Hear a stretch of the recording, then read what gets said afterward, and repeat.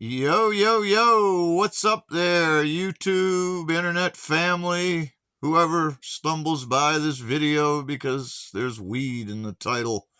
Thanks for everybody for stopping by.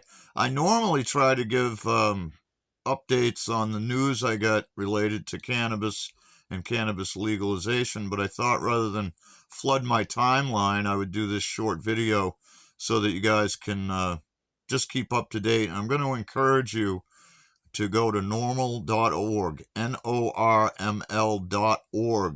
and get the updates yourself because there is constantly, especially in the medical aspect of all this, just information that you really need to consider.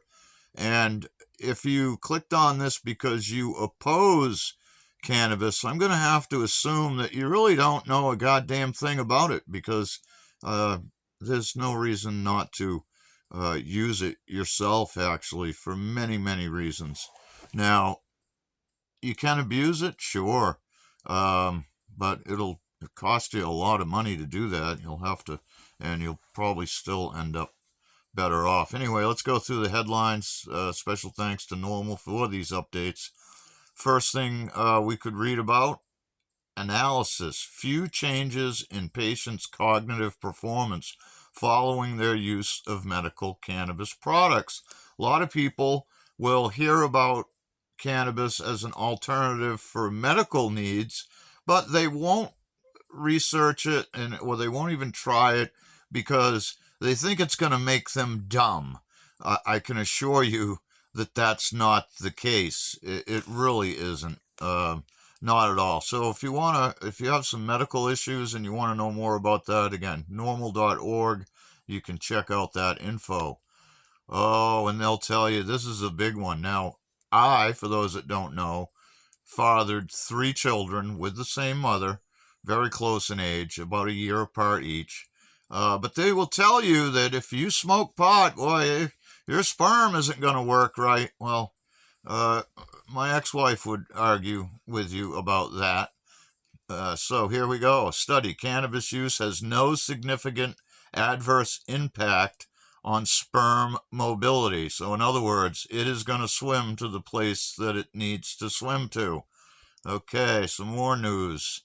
Study: FDA-approved CBD formulation significantly reduces seizure frequency in young people with refractory epilepsy. This is a big deal because when we talk about medical needs for children, people that don't know get really, really scared and they won't even research.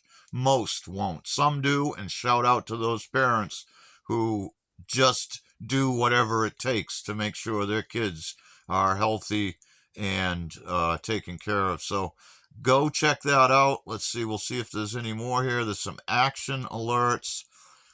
Texas, Austin police unlikely to pursue low-level marijuana possession cases despite appellate court ruling. Texas, they hate us weed smokers, boy.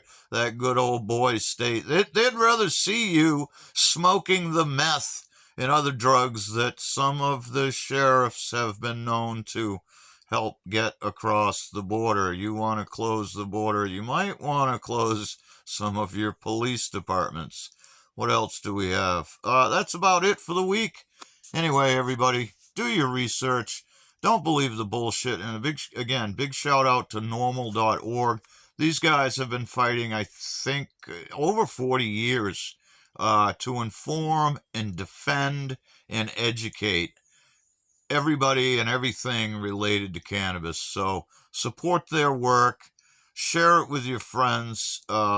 Share this video with a friend who may be considering marijuana but is a little intimidated because of the generations of propaganda and programming that we have been subjected to. And a side note for those that don't know me, I am a cannabis user since I was 17. I'm 2 weeks away from turning 55. I will let you do the math. And I smoke multiple times a day. Not a huge amount, but that's what I need. I use what I need as a medication for pain, focus when I have projects to do and I need focus, and I also use it to enhance creativity. Those are the things I use it for. Let me know in the comments below what you use it for, or what you think you might use it for, more importantly. Much love, many thanks, and I'll see you when the next inspiration hits to make a video.